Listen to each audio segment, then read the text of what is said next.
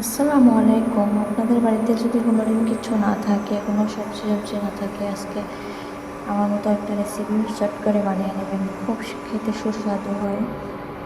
তাহলে বানাতে দেখুন। প্রথমে তেল দিয়ে দিলাম, তারপর আপনার পেঁয়াজ দিচ্ছি একটু মোটা মোটা করে কেটে, তারপরে গ্রেট করা পেঁয়াজ দেবো এখন। এটা দিয়ে একটু ভাজা পর একটু বেশি সময় না, জাস্ট 1 মিনিট ভাজা করে একটু রসুন গ্রেট করে রাখাটা দিব। ওটা একটু ভাজা করবো, তারপরে একটু আদা দিব। গ্রেট করলে একটু মুখে দানা লাগতে ভালো লাগে। তারপর টমেটো গ্রেট করাও আছে, কাটাও আছে, কাটাটা একটু মুখে লাগলে ভালো লাগে হচ্ছে। তারপর একটু মশলার সাথে ভাজা করে নেব। তারপর 2 চামচ মরিচের গুঁড়া, 2 চামচ জিরার গুঁড়া, 2 চামচ ধনিয়ার গুঁড়া, 2 চামচ হলুদের গুঁড়া, 2 চামচ লবণ দিব। ছোটো চামচ, এটা বুঝছেন না, মশলার বাক্সটাতে থাকে এটা। তারপর এটা দিয়ে একটু নাড়বো।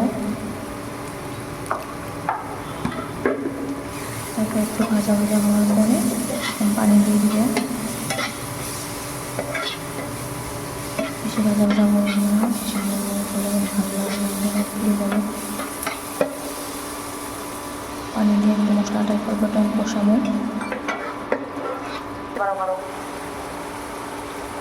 মশলা কষানোর পরে আবার মশলাটা একটু টাইট করে তেল উঠে যাওয়ার পরে আবার পানি দিব।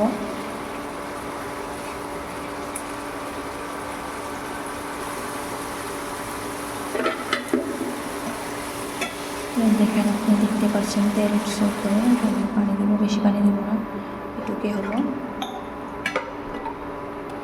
তারপর একটু বড় কষার পরে আমি কাঁচামরিচটা দিই, নাহলে কাঁচামরিচটা ভাজা হলে পরে সবুজ কালার থাকে না। এখন ডিমগুলো ভেঙে দিব। আমি 4টা ডিম নিয়ে দিয়েছি, আমার বেশি মানুষ নয়, তার জন্য আপনার বেশি পরিমাণ বানাতেও পারেন, কমাতেও পারেন। মানুষ যেহেতু থাকে আপনাদের বাড়িতে, ওই হিসাবে নিলেই হবো।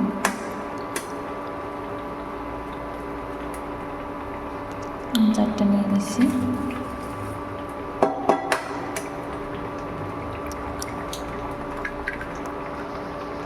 এখন এটাকে ঢেকে রেখে দিব, এটা সিদ্ধ না হওয়া পর্যন্ত। এখন দেখেন একটু সিদ্ধ হয়ে গেছে, তারপরে একটু নেড়ে দিব।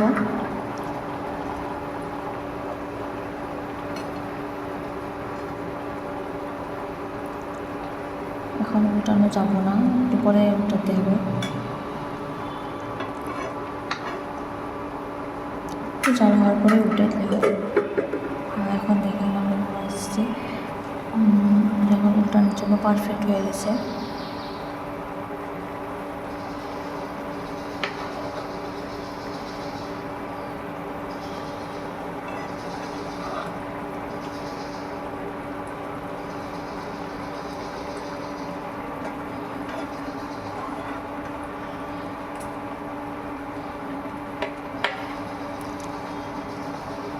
তারপরে আবার একটু টাইম রাখবো ঢাকা দিয়ে।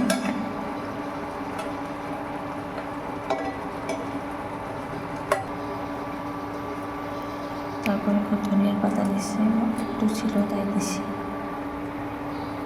ধনিয়ার পাতা দিলে এটা খুব ভালো লাগে। তারপরে আর একটু কুক করার পরে এখন হয়ে গেছে, আর একটু টাইট করতে হবে, পানিটা একটু বেশি আছে।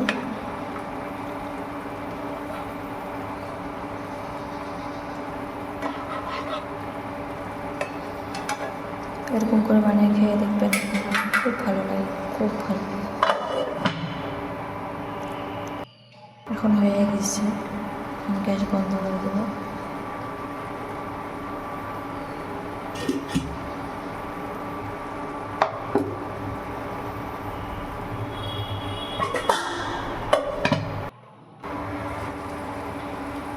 এখন দেখেন মশলার পানিটা কতটুকু কমে গেছে, এখন পারফেক্ট হয়ে গেছে।